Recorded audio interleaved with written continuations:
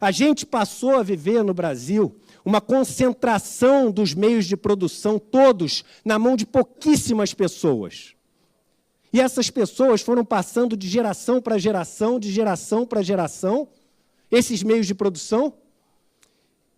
E enquanto os mais pobres, os trabalhadores, eles passaram a ter como única forma de sobreviver oferecer a sua mão de obra por aquilo que lhe fosse oferecido em troca para os meios de produção.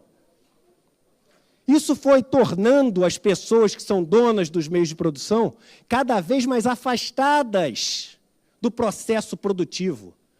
Um dono de empresa hoje, um rico de empresa hoje, o que ele estuda? Administração.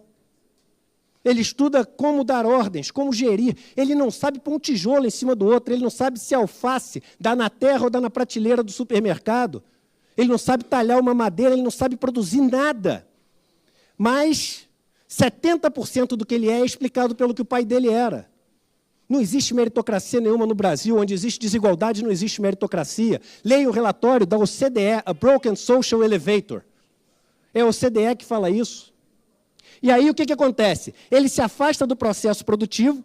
Quando se afasta do processo produtivo, duas coisas acontecem. A primeira é o seguinte: a ambição dele passa a não ter limite.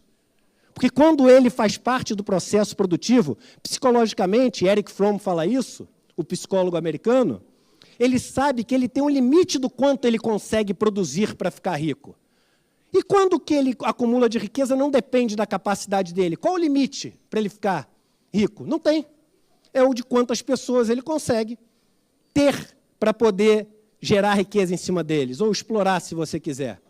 E aí ele passa a ter uma situação de muita força e muita fragilidade. Qual a situação de muita força? A situação de muita força é a seguinte: todos dependem de mim. Eu tenho que dar permissão para as pessoas poderem gerar riqueza.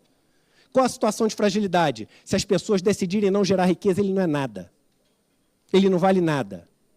E aí, quais são os cuidados que ele tem que ter? Eu não posso dar acesso aos meios de produção para as pessoas, porque eu não sei produzir riqueza. E como é que ele faz isso? Primeiro, proíbe essas pessoas de se juntarem. Enfraquece os sindicatos, proíbe as associações, mina as greves. Qual a segunda coisa que ele faz? Nunca deixe a taxa de juros, é esse o motivo da taxa de juros ser alta no Brasil? Não é um motivo que a gente ouve há décadas aqui, que é só para enriquecer os bancos, é também. Mas qual o motivo? Não fazer com que o dinheiro que uma pessoa que não tem os meios de produção consegue pegar emprestado venha numa taxa menor do que o que ele consegue gerar de riqueza comprando o meio de produção. Porque como ele sabe produzir riqueza, ele compra o meio, vai pagando no tempo, ele compra, por exemplo, uma terra, compra uma máquina financiada, vai pagando no tempo, a riqueza que ele gera é maior do que a taxa que ele tem que pagar, ele troca de lado e passa a ter o meio de produção.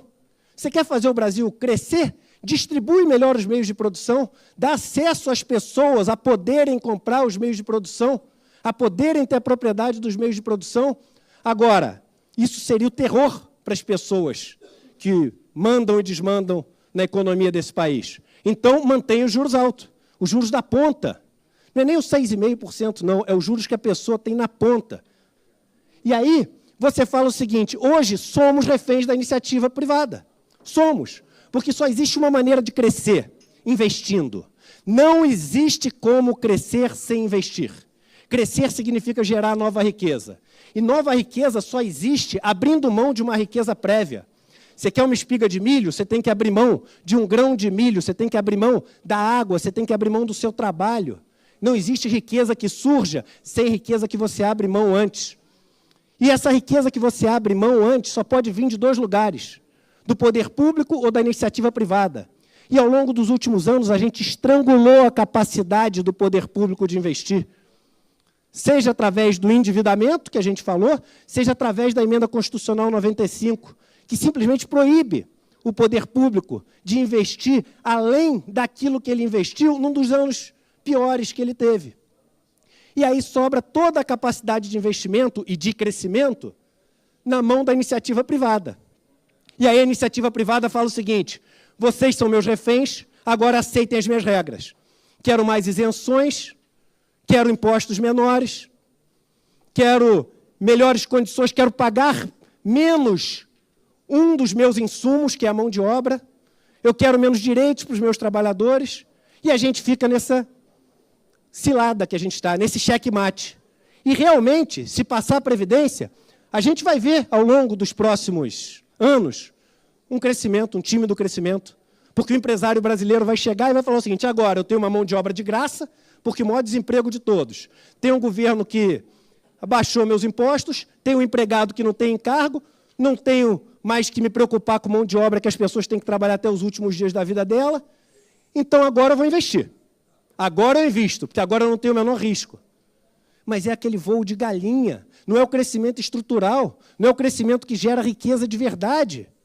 Então, sim, essa reforma da Previdência, ela vai fazer com que, ao longo dos próximos anos, o Brasil tenha um crescimento marginal, mas o mesmo crescimento marginal que já tivemos em vários momentos da nossa história e que foram incapazes de tirar o Brasil da condição de país mais desigual do mundo, que é a que ele ocupa hoje pelo World Inequality Report.